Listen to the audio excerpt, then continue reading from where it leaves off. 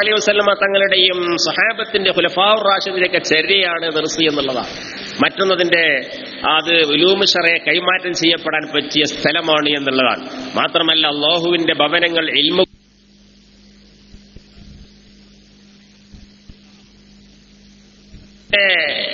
മറ്റ് സംവിധാനങ്ങളിലേക്ക് ചേർത്ത് നോക്കുമ്പോൾ സമൂഹത്തിന്റെ മേൽ ഭാരിച്ചതായ ചെലവുകൾ വരുന്നില്ല. ഹോസ്റ്റൽ കെട്ടിടങ്ങൾ നിർമ്മിക്കേണ്ട ആവശ്യം വരുന്നില്ല, ക്ലാസ് റൂമുകൾ സംവിധാനിക്കേണ്ട ആവശ്യം വരുന്നില്ല. ഇങ്ങനെയുള്ള ഒരുപാട് ഗുണങ്ങൾ ദർസിൽ ഉണ്ട്. അതുപോലെ തന്നെ ഇവരുടെ പഠിക്കുന്ന സമയത്ത് മാതൃകാപരമായുള്ള ജീവിതം കൂടുതൽ സാധ്യമാകും. മറ്റു സ്ഥാപനങ്ങളിൽ സാധ്യമാകുമെങ്കിലും കൂടുതൽ സാധ്യമാകുക ഒരു മുദരിസിന്റെ അല്ലെങ്കിൽ ഒന്നിലധികം മുദരിസുമാരുടെ കീഴിൽ പള്ളികളിൽ ശാന്തമായ അന്തരീക്ഷത്തിൽ, പള്ളികളുടെ ആത്മീയ അന്തരീക്ഷത്തിൽ പഠിക്കുന്ന ആളുകൾക്കാണ്. അവിടെ അങ്ങനെ ഇടക്കിടക്ക് ബയ്യത്തോണ്ടലും നിസ്കരിക്കലും ചുറ്റുഭാഗത്തും കബറുകളും നമ്മുടെ സാഹചര്യത്തിൽ ഇതൊക്കെ ഉണ്ടാകുമ്പോൾ തന്നെ ഒരു ഉഖ്റവിയായ ആലിമിനെ സൃഷ്ടിക്കാൻ ആവശ്യമായ, ഉണ്ടാക്കാൻ ആവശ്യമായ ഒരു ശില്പശാലയായി പള്ളി ദർസുകൾ മാറുകയാണ്. അതുപോലെ തന്നെ എഴുത്തിക്കാഫിന്റെ സൗകര്യം പള്ളിയിലാകുമ്പോൾ 24 മണിക്കൂർ എഴുത്തിക്കാഫാ. നാട്ടിൽ നിന്ന് വരുന്ന സമയത്ത് എഴുത്തിക്കാഫിന് നിയത്ത് വെച്ചാൽ നാട്ടിലേക്ക് പോകുമ്പോഴേ പിന്നെ അത് മുറിയുള്ളൂ. അതിന്റെ ഇടയ്ക്ക് അത്യാവശ്യ കാര്യങ്ങൾക്ക് ഇസ്തിനാ ചെയ്തിട്ടില്ലെങ്കിൽ തന്നെ ഫിഖ് അങ്ങനെയുള്ള പറയുന്നത്. അപ്പൊ ദീർഘമായ ഒരു 10 വരെ 8 കൊല്ലം അല്ലെങ്കിൽ 6 കൊല്ലം എത്ര പഠിക്കണം അത്രയും കാലം എത്തിക്കാഫിരുന്ന പോലെ റമദാനിൽ മാത്രമല്ല മുഴുവൻ അത് ദർസ് നല്ല കിട്ടുള്ളൂ. അതുപോലെ തന്നെ നാടുകളിൽ പ്രചരിച്ചുകൊണ്ടിരിക്കുന്ന ബിദ്അത്ത്, ലലാലത്ത്, ഇതിനെ തൊട്ടൊക്കെ ഒരു പരിധിവരെ സംരക്ഷണം നൽകാൻ ദർസിന് സാധിക്കും. കാരണം പള്ളിയിൽ ഒരു ആലിമുണ്ടാകുമ്പോൾ സ്വാഭാവികമായും ആ പള്ളിയിൽ നിന്ന് ഓരോ മഹല്ലത്തിലുള്ള ഓരോ വീടുകളിലേക്ക് ഭക്ഷണം ആവശ്യാർത്ഥമോ മറ്റോ മുതഅല്ലിമീങ്ങൾ പോകുമ്പോൾ പള്ളിയിൽ നിന്നുള്ള ഒരു ചാനൽ, ഒരു ഇൽമിയായ ചാനൽ ഖനാത്ത്, അത് നേരെ ഈ ഓരോ മഹല്ലത്തിലുള്ള ഓരോ വീട്ടിലേക്ക് എത്തുകയാണ്. അതുകൊണ്ട് ആ മഹല്ലത്തിലുള്ള ഇപ്പൊ നേരത്തെ ഉസ്താദ് പറഞ്ഞല്ലോ, ഇപ്പോ ISM-ന്റെ കീഴിൽ, KNM-ന്റെ കീഴിലൊക്കെ എല്ലാ വീടുകളിലും, ഇവിടെ കോഴിക്കോടുണ്ടോ അറിയില്ല, നമ്മുടെ മലപ്പുറം ജില്ലയിൽ എല്ലാ സ്ഥലത്തും CD സൗജന്യമായിട്ട് വിതരണം ചെയ്തുകൊണ്ടിരിക്കുന്നു, ലഘുലേഖ സൗജന്യമായി വിതരണം ചെയ്തുകൊണ്ടിരിക്കുന്നു.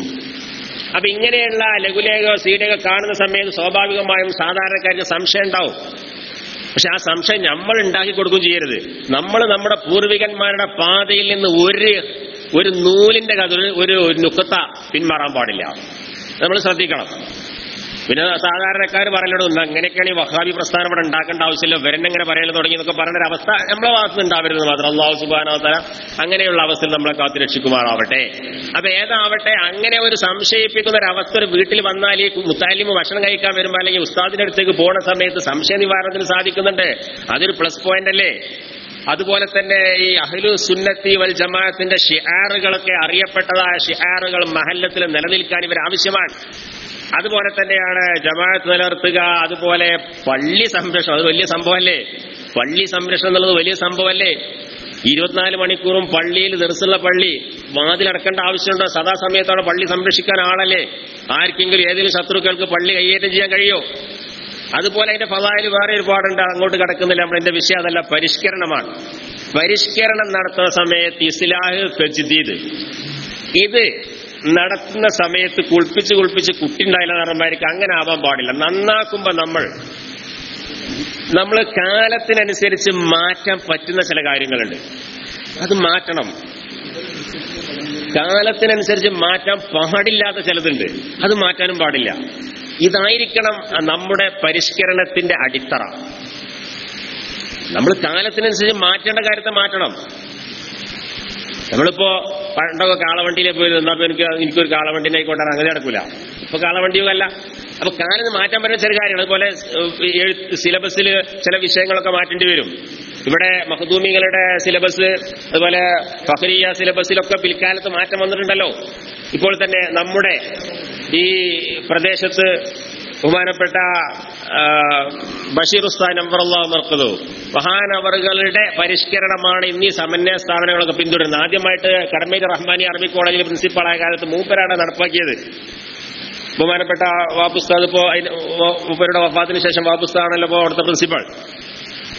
അള്ളാഹുവിന്റെ അനുഗ്രഹത്താൽ അവിടെ പഠിക്കാൻ അവസരം ലഭിച്ച ഒരാളാണ്. അപ്പൊ അന്ന് ആ അവസരത്തിനൊത്തുള്ള ഉയർച്ച മുതഅല്ലിമീങ്ങൾക്ക് ഉണ്ടാവണം. എന്ന് ലക്ഷ്യം കണ്ടുകൊണ്ടാണ് ബഹുമാനപ്പെട്ട ബഷീർ ഉസ്താദ് സിലബസ് പരിഷ്കരണം നടത്തിയിട്ടുള്ളത്. പിന്നീട് ദാറുകളിലേക്ക് അത് വ്യാപിക്കുകയും പിൽക്കാലത്ത് വേറെയും സമന്വയ സ്ഥാപനങ്ങൾ അതിനെ തുടർന്നുണ്ടാവുകയും ചെയ്തു. അപ്പൊ കാലത്തിനനുസരിച്ച് മാറ്റേണ്ട കാര്യങ്ങൾ മാറ്റണം. എന്നാൽ അടിസ്ഥാനപരമായ കാര്യങ്ങൾ യാതൊരു വിട്ടുവീഴ്ചക്കും പാടില്ല. അപ്പൊ അതുകൊണ്ട് ചില നിർദ്ദേശങ്ങൾ മാത്രം പെട്ടെന്ന് വായിച്ചു തീർക്കുകയാണ്. ഒന്നാമത്തെ നിർദ്ദേശം തന്നെ, നമ്മള് ഇങ്ങനെ ഒരു കൂട്ടായ്മ ഉണ്ടായിക്കഴിഞ്ഞാൽ, മുദരിസുമാരുടെ ഒരു കൂട്ടായ്മ ഉണ്ടായിക്കഴിഞ്ഞാൽ, ഈ ആശയ ഉസ്താദുമാർ പറഞ്ഞു വളരെ നേരത്തെ ഉള്ളതാ, ഇങ്ങനൊരു കൂട്ടായ്മ ഉണ്ടായിക്കഴിഞ്ഞാൽ സ്വാഭാവികമായും നമുക്ക് നടപ്പാക്കേണ്ട പദ്ധതികളെ ഏകീകരിക്കാൻ കഴിയുമെന്നുള്ളതാണ്. അതുപോലെ നമ്മുടെ പരീക്ഷ കലണ്ടർ, ലീവിന്റെ കാര്യങ്ങൾ, ഇതൊക്കെ നമുക്കൊരു ഏകീകരണം ഉണ്ടായിക്കാണ്. ഇത് ശരിക്കും നമ്മുടെ ദർസുകളൊക്കെ പാടക്കൂടി ഒരു യൂണിവേഴ്സിറ്റിയാണ്, ഒരു റെസിഡൻഷ്യൽ യൂണിവേഴ്സിറ്റി സിസ്റ്റം.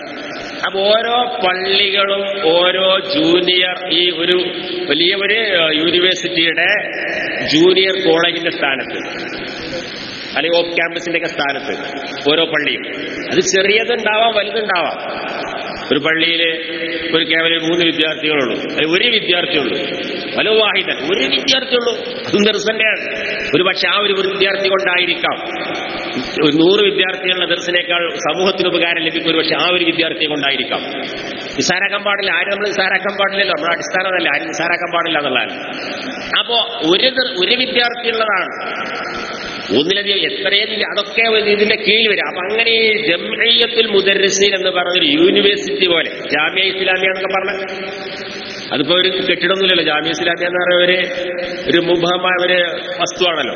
അതിന്റെ കുറെ സ്ഥാപനങ്ങളുണ്ട്, അതിൽ അഫിലിയേറ്റ് ചെയ്ത പിന്നെ ബന്ധപ്പെടുന്ന സ്ഥാപനങ്ങളുണ്ടെന്നല്ലാതെ, അതുപോലെ നമുക്ക് ജംഇയ്യത്തുൽ മുദർരിസീൻ ഒരു യൂണിവേഴ്സിറ്റി, അതിന്റെ കീഴിൽ അഫിലിയേറ്റ് ചെയ്ത സ്ഥാപനങ്ങളെ കൂടി ദർസുകൾ മാറാം. എന്നാൽ പരീക്ഷ ഏകീകരിക്കാൻ കഴിയും. അതുപോലെ പല പരിഷ്കരണ കാര്യങ്ങളും, അതുപോലെ മുസാബക്ക, ഈ വിദ്യാർത്ഥികളുടെ മത്സരങ്ങൾ, ഇങ്ങനെയൊക്കെ നടത്താൻ കഴിയും.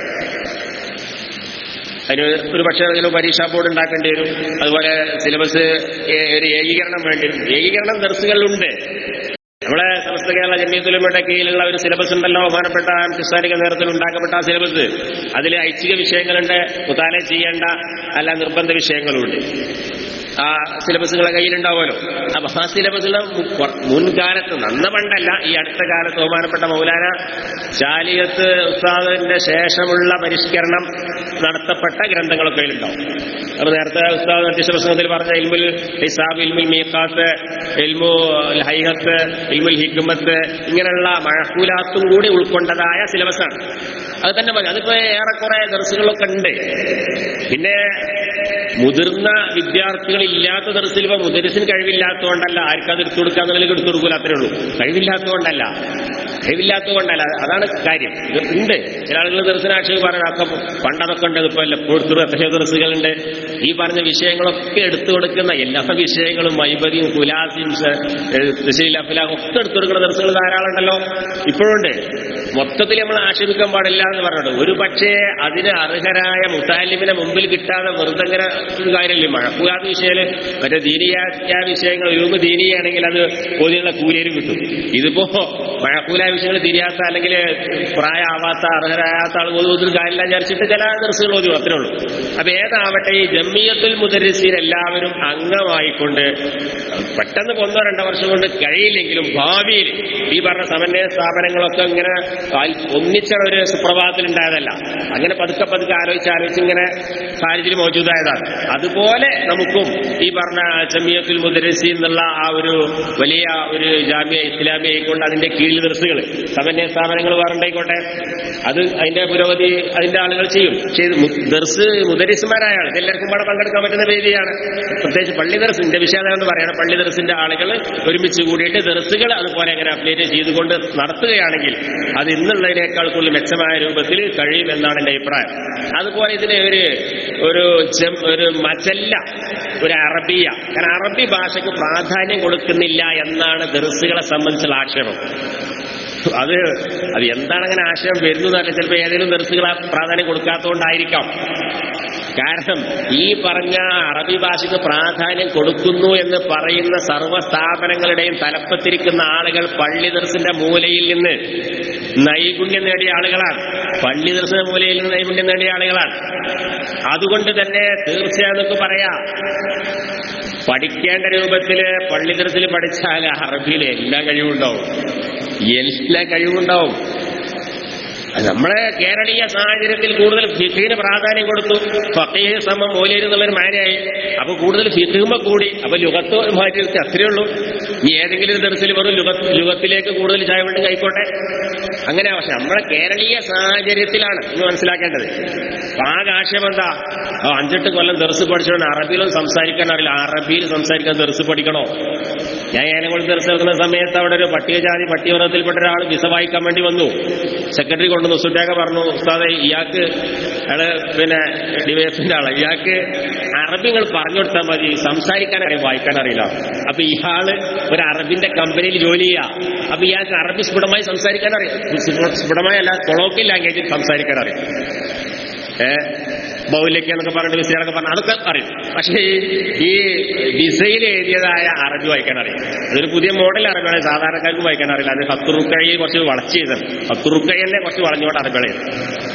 അപ്പൊ ഞാൻ അത് വായിച്ചു കൊടുത്തപ്പോ അർത്ഥം ഞാൻ പറഞ്ഞത് അർത്ഥം മനസ്സിലായി. അർത്ഥം മനസ്സിലായി. ആരെ പറഞ്ഞ ദർസ് പഠിച്ച ആളല്ല, കോളേജ് പഠിച്ച ആളല്ല, പട്ടികജാതി വർഗത്തിൽപ്പെട്ടവര് 5-6 കൊല്ലം ഗൾഫിൽ ജോലി ചെയ്ത ഒരാൾ. അറബി സംസാരിക്കലാണ് കഴിവെങ്കിൽ, അറബി സംസാരിക്കലാണ് ഒരാളെ കഴിവിന്റെ മാനദണ്ഡമെങ്കിൽ അയാളല്ലേ വലിയ ആലിമാവേണ്ടത്. അറബി സംസാരിക്കാൻ ഇത് പറയാം. നമ്മൾ പാലത്തുമ്മ കാര്യങ്ങൾ അക്കരെ കടന്നില്ല. എന്ത് ജഹാലത്താണ്, എന്ത് സഫാത്താണ്. ദീനിയ ഉലൂമ് മനസ്സിലാക്കാനുള്ള ഒരു മാധ്യമമാണ് അറബി ഭാഷ. അത് നമുക്ക് ശരിക്കും അറിയാം. അത് ഏത് ഭാഗത്ത് ചോദിച്ചാലും അറബി ഭാഷയിൽ ഡോക്ടറേറ്റോ അതിനപ്പുറമോ പോസ്റ്റ് ഡോക്ടറേറ്റ് ഒക്കെ നേടിയ ആളുകളെക്കാൾ നെഹവും സ്വറഫും ശരിക്കും മനസ്സിലാക്കിയ പള്ളി ദർസിൽ നിന്ന് പഠിച്ചൊരു മുത്തഅല്ലിമിന്, ഡിഗ്രി ഒന്നും വേണമെന്നില്ല, ഒരു മുത്തഅല്ലിമിന് തെറ്റുകൂടാതെ അറബി വായിക്കാൻ കഴിയും. സ്ഫുടമായി സംസാരിക്കണമെങ്കിൽ പരിശീലനം വേണം. അതൊക്കെ ഇപ്പൊ പല ദർസിലുണ്ട്. മുമ്പ് ചിലപ്പോ കുറച്ച് അത് പിന്നെ എന്തെങ്കിലുമൊക്കെ സാഹചര്യം അങ്ങനെ ആയതുകൊണ്ട് ചിലപ്പോ അങ്ങനെ വല്ലാതെ പഠിപ്പിച്ച് കൊള്ളുന്നില്ല. ചില സമയം ചില ദർസുകളൊക്കെ ഉണ്ടായിരുന്നു. അപ്പൊ കേവലം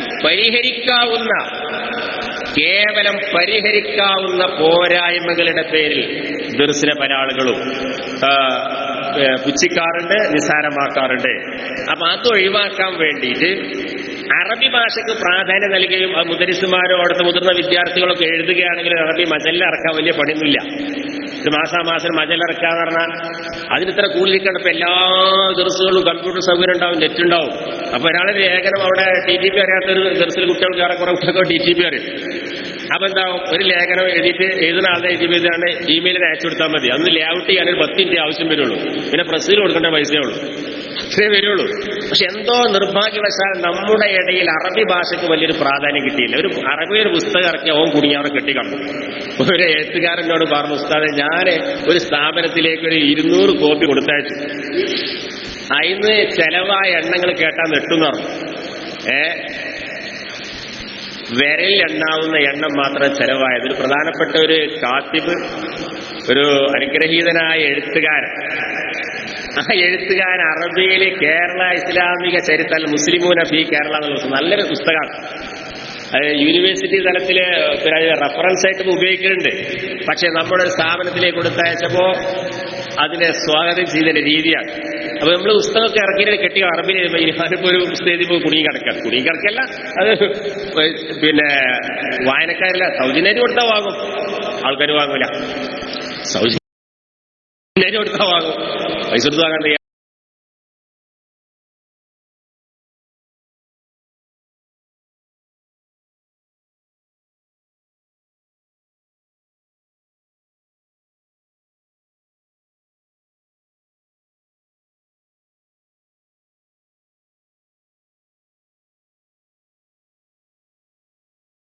അപ്പൊ അറബി ഭാഷയോട് അക്ഷരന്റെ ഭാഷ കൊണ്ട് ആവശ്യമായ ഇൽമിയായ മികവ് ഉണ്ടാവാൻ വേണ്ടിയിട്ട് ഇതെല്ലാം തേഞ്ഞാലുള്ള മുദ്രസ് ആവശ്യമായ വിവരങ്ങൾ ഇങ്ങനെ അപ്ഡേറ്റ് ചെയ്തുകൊണ്ടിരിക്കണം ഓരോ കാലഘട്ടത്തിൽ. അല്ല നമ്മൾ മറ്റുള്ളവരുടെ മുമ്പിൽ നിസ്സാരമാക്കപ്പെടും ഇവരല്ലെങ്കിൽ. ആ കാര്യത്തിന് വേണ്ടി വളരെ പ്രഗത്ഭരായ ആളുകളെ വിളിച്ചു ചേർത്തിട്ട് ഇപ്പോ അസ്ഹറിലൊക്കെ നടത്തപ്പെടുന്ന ദൗറ ലിൽ അയിമ്മ ദൗറ ലിൽ അയിമ്മത്തി വൽ ഉഖവാ അതിൽ പങ്കെടുത്ത ആളാണ്. അപ്പോ അവിടെ ഏറ്റവും പ്രഗത്ഭരായ പിന്നെ അവിടുത്തെ ഷെയ്ഖുൽ അക്ബർ, അതുപോലെ അവിടുത്തെ വസീറുൽ ഔഖാഫ്, അങ്ങനെ മുഫ്തി ജംഹൂരിയ, അങ്ങനെയുള്ള പ്രധാനപ്പെട്ട നിങ്ങൾ ചില ആളുകൾ പങ്കെടുത്തിട്ടുണ്ടാവില്ലേ, അങ്ങനെയുള്ള ക്ലാസ്സുകൾ കിട്ടിക്കഴിഞ്ഞാൽ രണ്ട് കാര്യം. ഒന്ന്, നമ്മൾ പഠിക്കുന്നതിന്റെ ഇടയിൽ തന്നെ നമ്മുടെ വിവരം വർദ്ധിക്കുക എന്നുള്ളതാണ്. മറ്റൊന്ന്, നമ്മൾ അറിയാതെ കുറെ കിതാബ് മുത്താലേജ്, അങ്ങനെ ഒരു കോഴ്സ് ഉണ്ടാവുമ്പോൾ സ്വാഭാവികമായിട്ട് കുറച്ച് നമ്മൾ റഫർ ചെയ്യേണ്ടി വരും. നമ്മൾ അറിയാതെ ഒരു മുത്താലേ ചെയ്യാനൊരു വസീലായിട്ട് മാറുന്നത് വളരെ പ്രധാനപ്പെട്ടതാണ്. പിന്നെ മറ്റൊന്ന്, നേരത്തെ ഇവിടെ പറഞ്ഞു, ബഹുമാനപ്പെട്ട ഉസ്താദ് ഇവിടെ പറഞ്ഞു, ഒരു TC പോലും ഇല്ല. എന്റെ ദർസിൽ എന്തോ നടപ്പാക്കില്ല, TC ഇല്ലാതെ കുട്ടിയെ ചേർക്കില്ല. മറ്റൊരു ദർസിൽ നിന്ന് വരുമ്പോ പരമാവധി മറ്റുള്ള ദർസിൽ വന്ന് കുട്ടികളെ ചേർക്കാതിരിക്കുക. അങ്ങനെയുള്ളൂ. ഇന്നക്കെല്ലാം ദസ്തീയമായ സുബറ. വേറൊരു ദർസില് സാഹചര്യത്തിൽ പഠിച്ച് ഖാലിദീനായ കുട്ടികൾ ഫസ്റ്റ് SLC വരികയാണെങ്കിൽ ഖാലിദീനാണ് നമ്മൾ പറഞ്ഞതൊക്കെ ഏറെക്കുറെ അനുസരിക്കുകയൊക്കെ ഉണ്ടാവും. പക്ഷെ വേറെ ദർശനം വരുന്നതാണെങ്കിൽ ഇന്നക്കെല്ലാം ദസ്തീയമായ സുബറ കഴിയില്ല. കാരണം അവിടുത്തെ സംസ്കാരവും നമ്മുടെ സംസ്കാരം, അവിടുത്തെ അധ്യാപന രീതിയും നമ്മുടെ അധ്യാപന രീതിയും ഒക്കെ വ്യത്യാസം ഉണ്ടാവും. അപ്പൊ അതുകൊണ്ട് തന്നെ വെറുതെ കുറച്ചാലും ഇവിടെ വിസിറ്റ് ചെയ്താണ് പോകുമ്പോൾ പിന്നെ വേറെ സ്ഥലത്ത്. അപ്പൊ നിർബന്ധമായിട്ടും ഈ ഷഹാദത്തുൻ നഖ്ൽ ഒരു ട്രാൻസ്ഫർ സർട്ടിഫിക്കറ്റ് ഒരു സ്ഥലത്ത് നിന്ന് ഉസ്താദുമാർ എഴുതണം. ഈ കുട്ടി പിന്നെ കുഴപ്പമൊന്നും ഇല്ലാത്ത ആളാണെങ്കിൽ അവിടെ എന്തെങ്കിലും കുഴപ്പം കളിച്ചിട്ട് പുറത്താക്കിയതായിരിക്കും. അപ്പൊ ഏത് പുറത്താക്കിയ ആളുകൾക്കും എപ്പോഴും പ്രവേശനം ലഭിക്കുന്ന ഒരു ചന്തപ്പനായി മാറിക്കഴിഞ്ഞാൽ പിന്നെ ദർശനം നിലവാരം ഉണ്ടാവാം. അപ്പൊ നമ്മൾ അതിനനുസരിച്ച് പിന്നെ പരസ്പരം മുദരിസ്മാർ തമ്മിൽ ബന്ധം വേണം. പ്രത്യേകിച്ച് ഈ കുട്ടികളെ നിബന്ധന വെക്കുന്ന എണ്ണം ഷർത്തുകൾ ശരിയില്ല. ഒരു 10 കുട്ടികൾ മുദരിസുമാണെന്ന്, ഈ 10 കുട്ടികളെ നമ്മളിത് ഫാക്ടറിയിൽ ഉണ്ടായിക്കൊണ്ടിരുന്നാലും ഇങ്ങനെ കോയലിൽ കൂടി വരുന്നത് വന്നിട്ട് ആടത്താണെങ്കിൽ കുട്ടികളെ പറഞ്ഞത് അത് ശരിക്കും മാനേജ്മെന്റിന്റെ ഭാഗത്തുള്ള തകരാറ്. മാനേജ്മെന്റിനെ വിളിച്ചാണ് ഉസ്താദന്മാർ ആദ്യം ക്ലാസ് എടുക്കണം. ഈ ഷർത്താകൾ ഒരു നാട്ടില് ഓർക്ക് ദർസുവാണോ ഒരു മുദരിസിനെ കൊണ്ടുപോവാ, കുട്ടികളെ അവർ സംഘടിപ്പിച്ചു കൊടുക്കണം, നാട്ടിലെ കുട്ടികളെ സംഘടിപ്പിച്ചോളൂ. ഇനി അതല്ല, ഈ മുദരിസിന്റെ കൂടെ കുട്ടികളുണ്ടെങ്കിൽ സൗകര്യം ഏർപ്പെടുത്തും വേണം. അങ്ങനെ ചെയ്യേണ്ടത്. മുമ്പൊക്കെ അങ്ങനെ ഇത്ര കുട്ടികളുടെ മുദരിസൊന്നും ഇല്ല. മുദരിസിനെ കൊണ്ടുപോകാൻ ആദരിക്കുക, അവർക്ക് ആവശ്യമായി എന്ത് ചെയ്യാൻ പറ്റിച്ചാൽ അവർക്ക് ക്ലാസ് എടുത്ത് കൊടുക്കാൻ. നാട്ടിൽ കുട്ടികളുണ്ടാവുമല്ലോ, ഈ പറഞ്ഞ സെക്രട്ടറിക്കും പ്രസിഡന്റൊക്കെ കുട്ടികളുണ്ടാവുമല്ലോ, അവർക്കൊക്കെ വരാൻ വേണ്ടി പറയാം. അപ്പൊ ഏതാവട്ടെ, ഈ നമ്മൾ ദർസിൽ നിന്ന് മറ്റൊരു ദർസിലേക്ക് പോകുന്ന സമയത്ത് ഷഹാദത്തിന്റെ അഫിൽ ഇനി അതല്ല ഈ കുട്ടിയെ പഠിക്കാൻ പറ്റാത്ത രൂപത്തിലുള്ള കുരുത്തുകളുള്ള കുട്ടികളാണെങ്കിൽ ആ കാര്യം വെളിപ്പെടുത്തിയിരിക്കണം. അപ്പൊ അത് നിർബന്ധമാക്കണം എന്നുള്ളതാണെന്ന് പറയാനുള്ളത്. ومن أهم ما يؤمر به ألا يتأذى ممن يقرأ على غيره. ഇമാം നബവി തങ്ങൾ പറഞ്ഞതാണല്ലോ, വഹാദിഹി മുസീബത്തുൻ യുബ്തലാ ബിഹാ ജഹലത്തുൽ മുഅല്ലിമീൻ ലിഗബാവതിഹിം വഫസാദി നിയ്യതിഹിം വഹാദാ ഇൻ കാനൽ മുഅല്ലിമുൽ ആഖിറു അഹ്ലൻ. ഒരാള് നമ്മളെടുത്ത് പഠിക്കുന്ന ഒരാള് വേറെ ദർസിക്ക് പോട്ടേക്കാണെങ്കിൽ സമ്മതം കൊടുക്കുക. ഏത് മറ്റേ മുഅല്ലിം അർഹനാണെങ്കിൽ, അഹ്ലിയത്ത് ഉണ്ടെങ്കിൽ, അല്ലെങ്കിൽ അവിടെ പോയി പഠണ്ടെന്നുള്ള നിലക്കാണെങ്കിൽ പോകണ്ടെന്ന് പറയും ചെയ്യാം. അത് ചെയ്യണം എന്നുള്ളതാണ് മനസ്സിലാകുന്നത്. അവിടെ മറ്റൊന്ന് ഇതിപ്പോ ഓരോന്നും പറയാണെങ്കിൽ 10 വളരെ ചുരുക്കി പറയാം. ഹലറുൽ ജബ്ബാൻ, അതായത് മൊബൈൽ നമ്മൾ മുസ്ലിം കൊടുക്കാനേ പാടില്ല. പള്ളിയിൽ ഈ സാധനം, പ്രത്യേകിച്ച് അൽ ഹാത്തിഫു സക്കി എന്ന് പറഞ്ഞല്ലോ, സ്മാർട്ട് ഫോൺ, ഈ സ്മാർട്ട് ഫോൺ കുട്ടികൾക്ക് കൊടുക്കാൻ കാണിച്ചു കൊടുക്കാൻ തന്നെ പാടില്ല. കാരണം ഇതിൽ രസമുള്ള വല്ല സൈറ്റും തുറന്നാൽ പിന്നെ ഉറങ്ങണേ കുറെ നേരം എടുക്കും. ഹജ്ജിന് വേണ്ടി ഇരിക്കല്ല, അല്ലെങ്കിൽ ഓർമ്മ വേണ്ടി ഇരിക്കല്ല. മുമ്പിൽ അലിച്ചുണ്ടാവും, 10 മീൻ ഉണ്ടാവും, പക്ഷെ ഇതിൽ വേറെ സൈറ്റ് രാത്രി കാണാം. അപ്പൊ ഈ പരിപാടി പള്ളിനുള്ളിൽ ഈ സാധനം കയറ്റാൻ പാടില്ല എന്ന് പറഞ്ഞെങ്കിൽ ഞാൻ എന്റെ ദർശനം എന്നോ ശ്രമിച്ചിട്ടുണ്ട്. പരിപാടിയില്ല. മൊത്തത്തിൽ ഉപയോഗിക്കണമെങ്കിൽ 1 or 2 ഫോണ്, ഇതില്ലാത്ത സ്മാർട്ട് ഫോൺ അല്ലാതെ സാധാ ഫോൺ അല്ലെങ്കിൽ ലാൻഡ് ഫോണോ ഉണ്ടാക്കിയാൽ മതിയല്ലോ കുട്ടികൾക്ക് ബന്ധപ്പെടാൻ.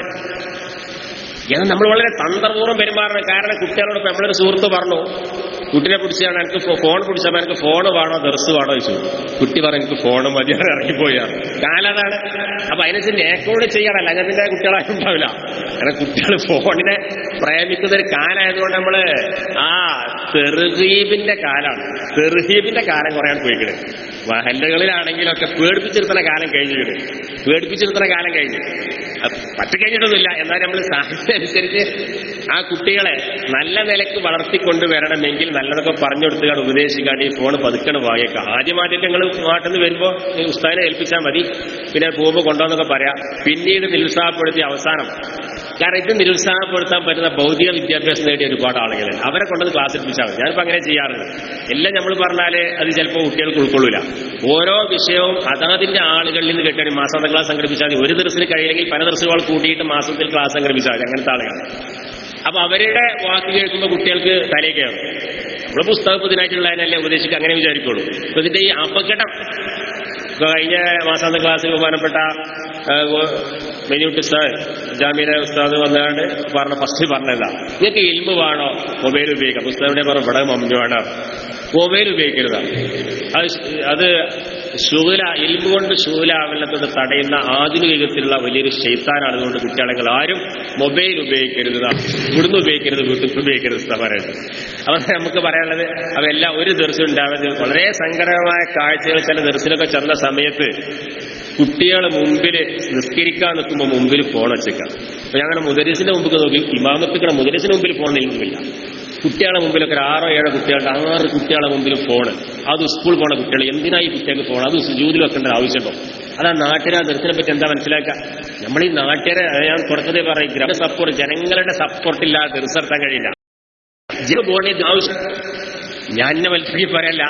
അവിടെ ഇപ്പോൾ ഇന്നലെ ജമിയത്തുൽ മുദരീസിന് ഇങ്ങനെ പരിപാടിയുണ്ട്, നമുക്ക് അതിന് ചില്ലറ വേണമെന്ന് പറഞ്ഞ സമയത്ത് ആരും വ്യക്തികളൊന്നും കണ്ടു പിരിച്ചിട്ടൊന്നുമില്ല. അത് ബക്കറ്റിൽ 8000 ചില്ലാനം റുപ്യ. അപ്പൊ ജനങ്ങൾക്ക് ദർസ് വേണമെന്നുണ്ട്.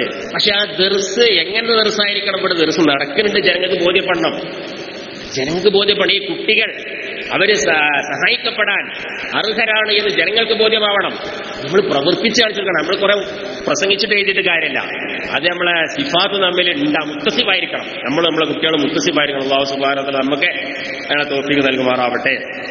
പിന്നെ നേരത്തെ പറഞ്ഞല്ലോ, ഈ SSFന്റെ കീഴിൽ നമ്മുടെ കുട്ടികളെ അവരുടെ സ്ഥാപനങ്ങളിലേക്കും ദർസിലേക്കും നീക്കുന്നൊരു വിങ്ങുണ്ട്. നമ്മുടെ മദ്രസകളിൽ ജോലി ചെയ്യുന്ന എത്രയോ നിഷ്പക്ഷരായ ആളുകൾ എന്ന പേരിൽ അറിയപ്പെടുന്ന ആളുകളുണ്ട്. അത് നിഷ്പക്ഷരൊന്നല്ല, അത് ഒറ്റ ചാനലാണ്. അവരെന്ത് ചെയ്യണം? ഒരു 5 വർഷം ഒരു കുട്ടിനെ പഠിച്ചാൽ 10 വർഷം ഒരു കുട്ടിനെ പഠിപ്പിച്ചാൽ ആ ഉസ്താദ് പറയുന്നതാണ് കുട്ടികൾക്ക്, രക്ഷിതാക്കൾ പറയുന്നതല്ല. ആ ഉസ്താദ് പറയും, എനിക്ക് പുരോഗതി വേണോ, കുട്ടി ഇന്ന സ്ഥാപനത്തിൽ പോയിക്കോന്ന് പറയും.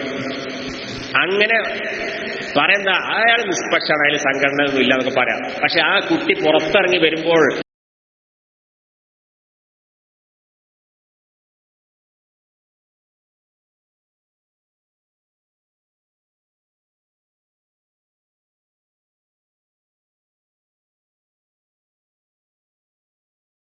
ആ നാട്ടിൽ അതും ആർക്കാരുമില്ല. എനിക്ക് സ്വന്തം പറയാലോ, ഞാൻ നാട്ടിലെ ഒരു കുട്ടി 1960 തുടങ്ങിയതാണ്. ഞാൻ വരാം സംസാരിക്കേണ്ടി കിട്ടുന്നതാണ്, ആയിക്കോട്ടെ എന്ന് പറഞ്ഞു. അങ്ങനെ ഈ കുട്ടിന്റെ 2 കൊല്ലം ദർസിൽ പഠിച്ചാണ്. 3ാമത്തെ കൊല്ലം അയാള് പിന്നെ ഏതൊരു സക്കാഫിന്റെ ദർസിൽ പോയി കണ്ട് തിരിച്ചു വന്നു. അങ്ങനെ ജുമയെ കഴിഞ്ഞിങ്ങനെ എന്നോട് പറയാം, അല്ല ഉസ്താദ് നിങ്ങളെന്തിനാ ഹറാമ് ചെയ്യണം? എന്തേ ഹറാമടെ ചെയ്തു? എന്തേ ഹറാം ചെയ്തു? അല്ല ഉസ്താദ് നിങ്ങളെന്തിനാ ഈ ജുമാന്റെ മുമ്പ് പ്രസംഗിക്കണം? ഹറാമല്ലേ? അപ്പൊ ആ കുട്ടിന്റെ ദാർഷ്ട്യം നോക്കണം.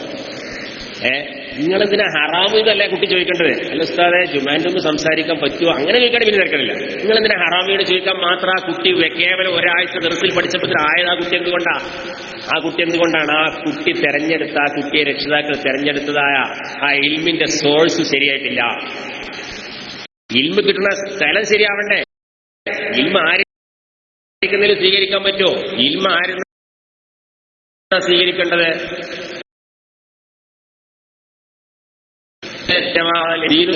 അതുകൊണ്ട് ആരിലും ഇൽമു സ്വീകരിക്കണം നോക്കണം എന്നാ. ഇത് ഏതെങ്കിലും ആൾക്കാരെ പറ്റില്ല. ഇതാണ് പ്രധാനമായ പ്രധാനം.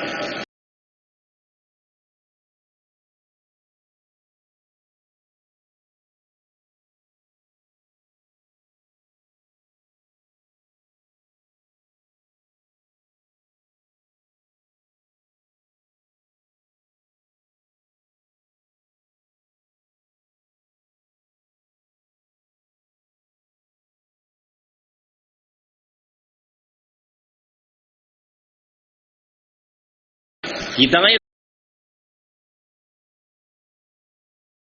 ആളുകളിൽ നിന്ന് വാങ്ങണം ഇൽമ്.